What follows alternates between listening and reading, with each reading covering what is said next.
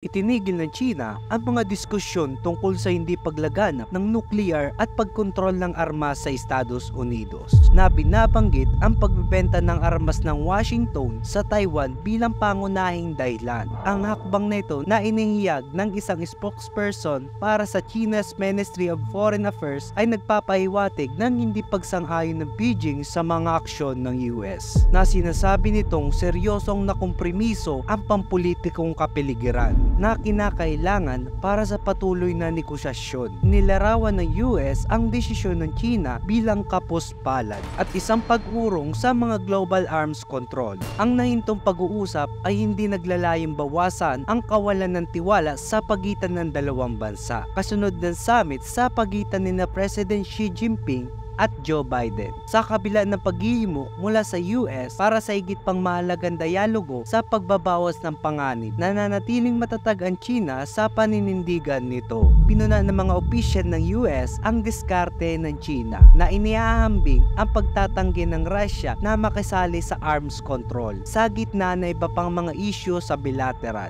Ang mga development na ito ay nakikita bilang pagtaas ng panganib ng isang arms race kung saan binibigyan din ng US ang patuloy na pagiging bukas nito sa mga hakbang sa pagbabawas ng panganib sa kabila ng pagsususpinde ng mga pag-uusap ng China. Ang administrasyon ni Biden ay nag-advocate ng paghihiwalay ng pagkontrol ng mga armas nuklear mula sa iba pang pinagtatalunang isyu sa relasyong Sino-US. Gayunpaman, ang desisyon ng China ay sumasalamin sa patuloy na mga tensyon, lalo na kasunod ng mga kamakailang pahayag mula sa administrasyong Biden tungkol sa potensyal na pag-deploy ng mga sandatang nuclear. Bilang tugon sa mga nakikitang banta mula sa China at Russia, binibigyan din ng sitwasyon na ito ang kahalagan ng dialogo sa pamamahala ng mga pandaigdigang panganib sa nuclear. Gaya ng sinabi ng mga eksperto tulad ni Daryl Kimball mula sa Arms Control Association, binibigyan din niya na ang seryosong pag-uusap sa pagitan ng US, Russia at China ay napakahalaga upang maiwasan ang pakikipaglaban sa armas dahil sa kanilang mga obligasyon sa ilalim ng Nuclear Non-Proliferation Treaty. Para updated ka lagi sa ating content, huwag mo kalimutan mag-subscribe at i-click ang bell icon para updated kayo sa mga susunod nating content. And this is MC Vlogs. Thank you for watching.